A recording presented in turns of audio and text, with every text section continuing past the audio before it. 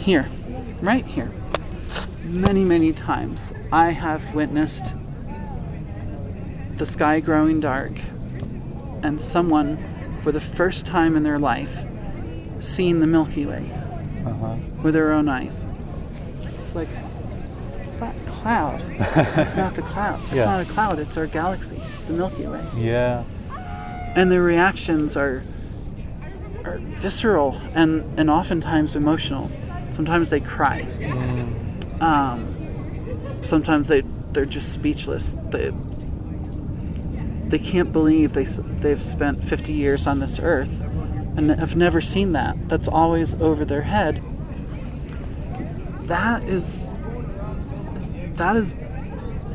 It's deep, and it fills you with awe and wonder.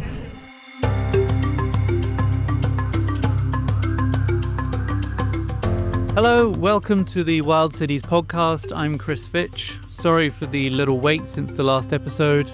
I've been busy publishing a book.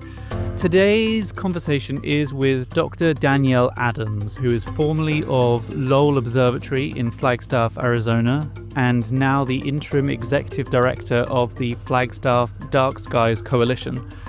And we're going to be talking about light pollution, all the problems that cities around the world are having with light pollution, and the ways that Flagstaff is leading the charge to find ways to combat this.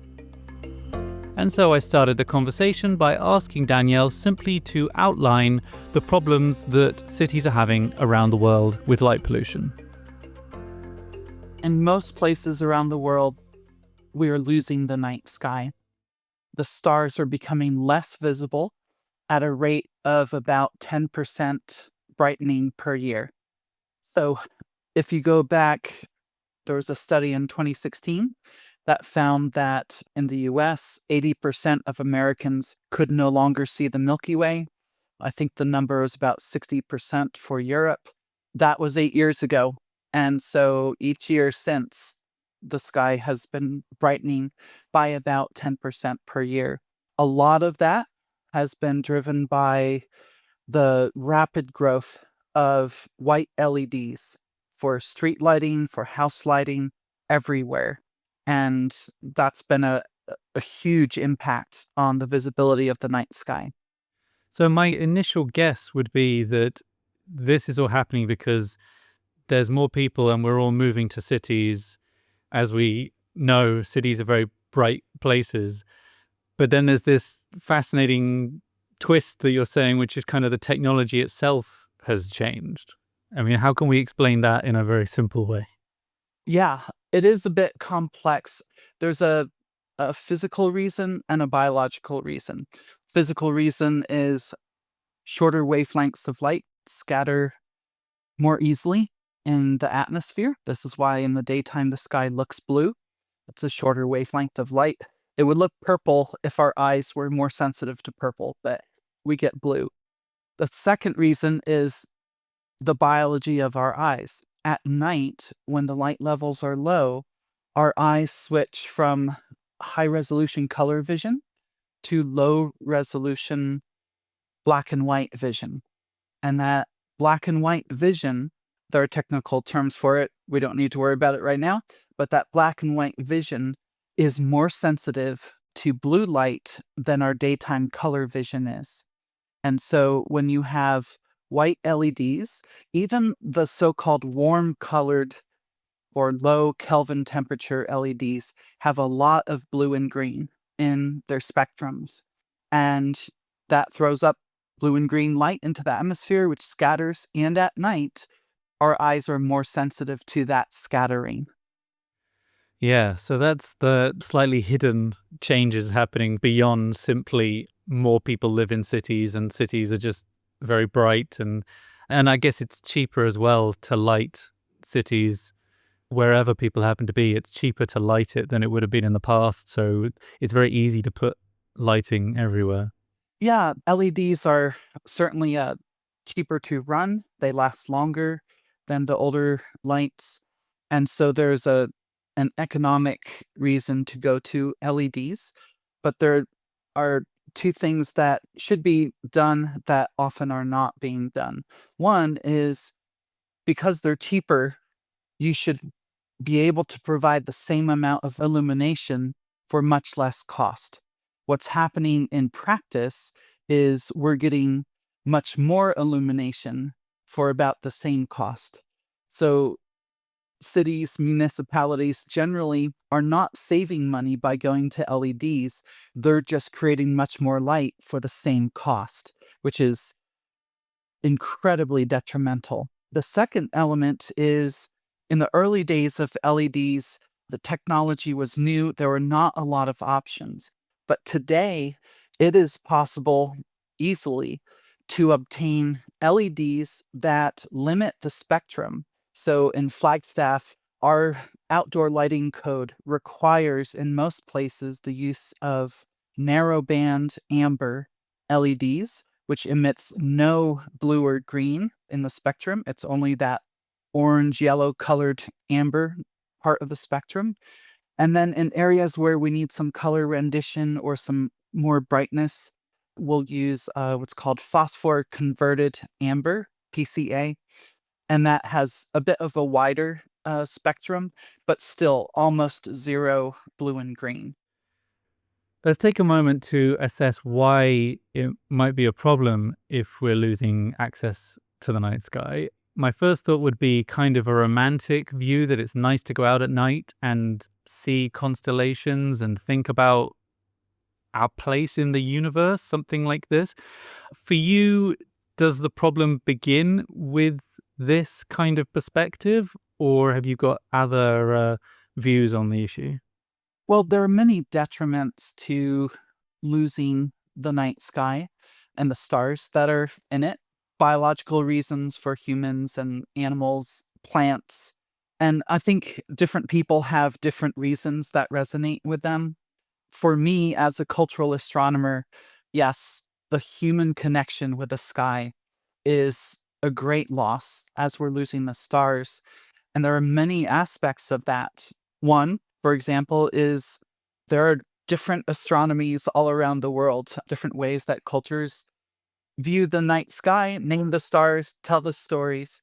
And when you cannot see the stars to tell your stories, you are losing those stories and losing the ability to transmit that oftentimes oral tradition to the next generation. So there's a very real risk of cultural loss in that kind of scenario.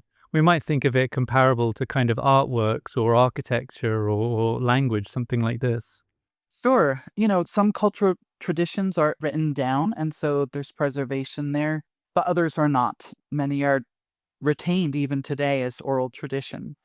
And then there was a study that came out last year at the end of the summer that I think for the first time connected empirically visibility of a star filled sky with the tendency of people living under that sky to wonder about the universe. So, in other words, the darker your sky is, the more stars you can see in it, the more likely you are to wonder about the universe. Just like the poem goes, Twinkle, twinkle, little star, how I wonder what you are. If you can't see the little stars twinkling, you don't wonder what they are. And that wonder is the engine that drives curiosity and ingenuity, creativity, search for answers. I mean, wonder is a tremendous factor in our experience of the night sky, and we're losing that. And so the next generation, as they grow up over the next decade or two, may very well become a generation that has no experience of more than a handful of stars in their night skies. And it's kind of an amplifying effect. It is. It is. There's the notion that, if you don't see this beautiful sky, you don't care about it, and then you don't care to preserve it, which my colleague Chris Luganbuehl has said. And I think, you can go to a planetarium, see a synthetic sky. It never matches the real thing, the real experience. And so I think if the dark skies preservation efforts in recent years have for a long time focused on preservation of places that are already dark in order to keep them dark as kind of sanctuaries or reserves. But we really need to bring attention to cities. When you make a city dark, you bring equity to the night sky because it doesn't matter what kind of house you live in, how much money you make, even if you're homeless, you can be inspired by that incredible night sky. And not everyone can afford, either financially or with time off, to go visit a dark sky place that takes some hours to get to with your own private vehicle. And so when we bring that kind of experience to an entire city, a village, or a town, that changes the accessibility of the night sky for everyone in the town. And that's important. Yeah, and this is, of course, what brought me to the US and to go to Flagstaff while I was researching the book, because it seems to me by far and away the most remarkable case study of this being taken really seriously as an issue. That's something that needs to be done on so many levels within the society, to say this is something that we want to try to make accessible Hmm. for people living in a city that's, approaching 100,000 people. This is not the place to get into the whole history of why Flagstaff is doing that. That's in the book. Go buy the book. But let's briefly look at some of the things that you might see for someone who goes to visit Flagstaff. You talked there about the different lights themselves, like the technical lighting requirements, like the different bulbs and the difference in the light that is actually used outdoor in the city. Is that the primary change? There are other things that happen together with that. There are several things that we do in Flagstaff that are really pretty easy approaches. But the single most important thing in terms of human visibility of the Milky Way and thousands of stars is actually spectrum. If you only converted white LEDs, even so-called low color temperature 3000 Kelvin white LEDs, to amber, and say the PC amber, not the more restrictive narrowband amber that we use in Flagstaff. If that's the only thing you did, you would reduce the sky glow by 75% right away. And so when you go to Flagstaff, you see this in practice. Our streets, in most cases, are lit with the narrowband amber in our case. That's the natural color of illumination at night, going back millennia, right? It's the color of a campfire.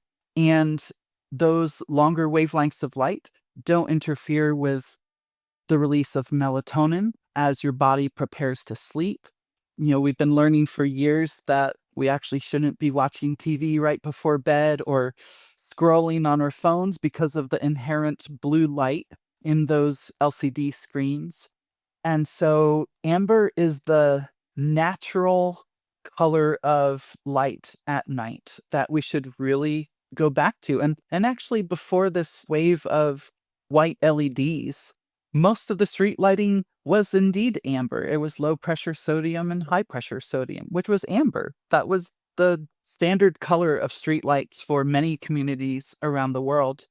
And somehow we have accepted this change to bright white lights that are difficult for us in many ways at night. Even when you're driving, the very blue white LEDs in car headlights nowadays create much more glare and it ruins your night vision. So if you're in say a less busy road at night, your eyes adapt to the darkness. You see better at night until you meet an approaching car with those very blue LED lights, and then your night vision is destroyed and it's actually a little bit more dangerous to drive until your eyes readapt. So yeah, there's some challenges there.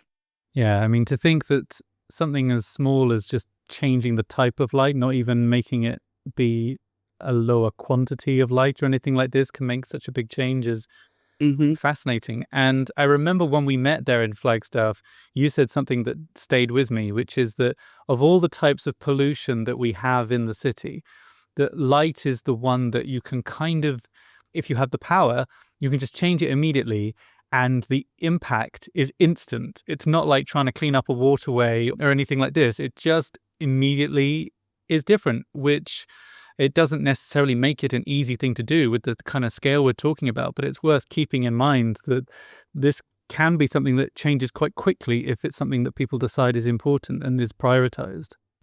Indeed, you can literally measure the darkness of the sky before you make the change, put in the new bulbs all around the city, and then measure right away, and you have immediate results. So that's why I mentioned before that it's really not that hard. So, we talked about the spectrum. Use amber lights, not warm white lights, but actual amber lights. And then the other two things are also common sense. One is use as much light as you need. And actually, our human eyes are incredible photographic instruments. They have incredible ability to adjust to the lighting levels as we go into darkness. And twilight is a natural function that helps that gradual change in our eyeballs. And so at night, you really don't need a lot of illumination. And in Flagstaff, what we do, which was also a novel procedure back in the day, was to institute a lumens per acre cap, where in residential, it's a little bit different. For single family housing, it's lumens per house, and in commercial areas, it's lumens per acre, and it's restricted. So, use only as much light as is actually necessary. And then the third element is to fully shield your fixtures. You shouldn't see any light bulbs, except perhaps from a street light that's overhead and shining down on you. But looking across to your neighbor's house, you shouldn't see light bulbs. The light should be going down and not across to your property or up into the sky. And same thing for businesses around town and other light fixtures. Put the light where you need it, which is down on the ground. One really good example we have of this in Flagstaff is the ball field sports lighting in Thorpe Park. That was converted some time ago, before LEDs, to aim all the light downwards. And we have before and after photos of the ball field area. And before, there's all of this glare from all of these incredibly bright lights. Afterwards, there's no glare from the lights, and the field itself is actually twice as bright. So the illumination on the ground is twice as much, but it doesn't go into the sky or into your eyes as you're, around the field, but not in it. So, these are really common sense things to do, energy saving things to do generally. And it allows you to see the Milky Way in a city of 77,000 people. That was Dr. Danielle Adams, Interim Executive Director of the Flagstaff Dark Skies Coalition. If you'd like to know more about Danielle, about light pollution, about Flagstaff, then I really suggest that you pick up a copy of the book Wild Cities, written by me, Chris Fitch. The Independent had it as their non-fiction book of the month, 5 stars. The Times called it an engaging travelogue. If you have read it or if you are reading it, then I would really ask you to go and leave a review on Amazon. It actually makes a huge difference, so thank you if you've done that. Wild Cities was supported by the Alfred P. Sloan Foundation's Public Understanding of Science and Technology. This episode was presented and produced by me, Chris Fitch. Thank you for listening.